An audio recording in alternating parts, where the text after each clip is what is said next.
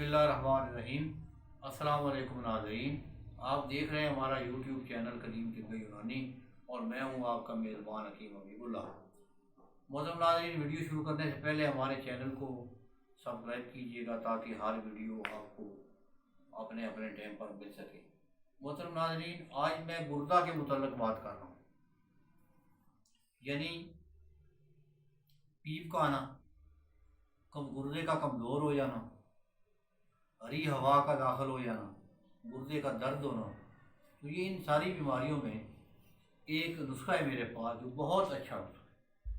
تو یہ پیچھے سے ہمارے ہاں یہ چل رہا ہے خاندان میں، تو آپ اس نسخہ کو بنائیں، بالخصوص حکماء حضرات جو ہیں ان کے لیے تو بہت اچھا نسخہ ہے، وہ بنا کر رکھیں، اپنے مریضوں کو استعمال کرائیں، انشاءاللہ گردے کی تمام امراض ختم ہو جائیں گے۔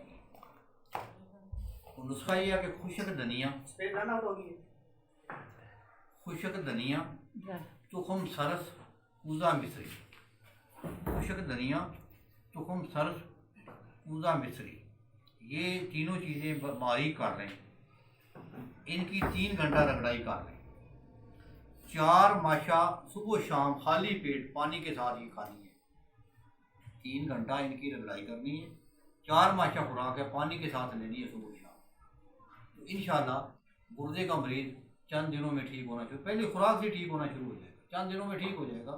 باقی جو ہے نا اس کی پرہیز جو ہے نا، چاول بند کرائیں، اس کے دہی لسی بند کرائیں، اور کچا پیاز، کچا ٹماٹر، پالک، یہ سب چیزیں بند کریں اس کی۔